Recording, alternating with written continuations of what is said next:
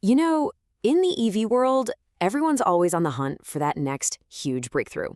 But what happens when a truly brilliant idea smacks right into a brutal financial wall? Well, today we're going to dig into the story of a company that had a solution for one of the biggest headaches with EVs. And then somehow it all went up in smoke. Seriously, just think about this for a second. What if you could pull your EV into a station and in less time than it takes to fill up a gas tank, you're out of there with a full charge? Like under 10 minutes. No more hanging around, no more stressing about range, just a super quick, easy swap. It sounds like the absolute dream, right? A total game changer. Well, here's the crazy part. That future wasn't just a dream, it was real, for a little while anyway. A company called Ample Inc. actually built this exact thing. But they just filed for Chapter 11 bankruptcy.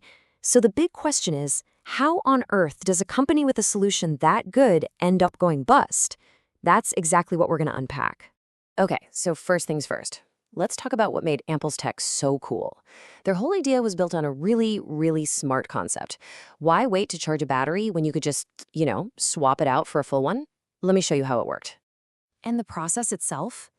It was just so slick. You'd literally just drive your car onto this platform in a station that's only about the size of a couple parking spots. Then, these autonomous robots just take over. They slide underneath, pop out the dead battery, and slide a fully charged one right in. And the best part? You don't even have to get out of your seat. The whole thing is automated. I mean, the huge advantage here was pure speed. Your typical EV fast charger, you're looking at 20-30 minutes, maybe even more for a decent charge. Ample's system, you were back on the road in 5 to 10 minutes. That is literally faster than most people can fill up a tank of gas. We're not talking about a small improvement here. This was a complete rethink of how you refuel an EV. And look, this wasn't just some PowerPoint presentation or a prototype in a lab. This was real. They were aiming this at fleet operators, guys like Uber drivers or delivery services, where time is literally money. And they had some huge names on board. We're talking Uber, Mitsubishi, Stellantis. They had stations up and running in the Bay Area and pilot programs going in Spain and Japan. This stuff was actually out there, on the street. So, okay, you've got a killer idea, a product that actually works, and some of the biggest names in the business backing you. It sounds like a slam dunk, right? Which brings us to the million-dollar question. Or, I guess, the $100 million question. Why did it fail? Well, as you might have guessed, it all comes down to the money. Yeah, when Ample filed for bankruptcy, the numbers were just staggering. They listed their liabilities, that's the money they owed, somewhere between $50 and $100 million. This wasn't just, a rough quarter. This was a giant mountain of debt that they were buried under.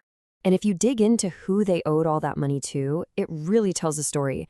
You've got big energy venture capital firms like Repsol, you've got hardware suppliers, and then you even see one of their own partners, Stellantis, on the list. It just goes to show you how connected everything was and how many different players got caught up when things went south. So what was the official story from inside the company? Well, according to them, the tech wasn't the problem at all. It was the funding. The person in charge of restructuring basically said that investment in renewable energy has really tightened up over the last couple of years. So, to put it simply, the fire hose of venture capital cash that these startups need to grow, well, it just slowed to a trickle. They had the amazing idea, but they ran out of cash to make it bid. And this is where we need to zoom out a bit, because it turns out Ample's problems weren't happening in a vacuum. Nope.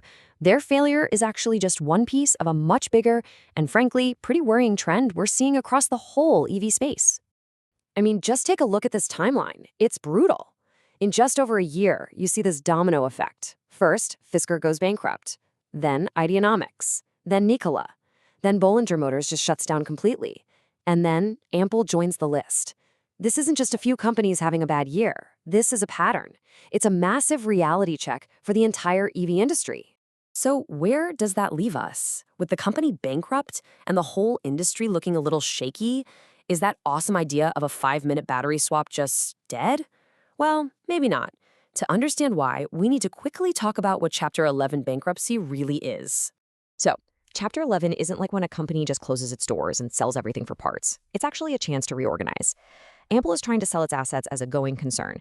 What that means is that their incredible technology, the robots, the patents, the whole system, could get bought up by a bigger company, someone with the cash to actually make it work. So even if the company named Ample is gone, the idea itself might get a second life. And really, the whole story of Ample leaves us with this huge, fascinating question for the future of EVs. To really make electric cars work for everyone, what do we need more? Do we need to invent some kind of magical super battery that can charge in 5 minutes? Or do we just need a smarter system, like battery swapping, that gets around the limits of the tech we already have? Ample bet everything on the system. And even though the company itself didn't make it, the question they asked, well, that's more important now than ever before. What do you think?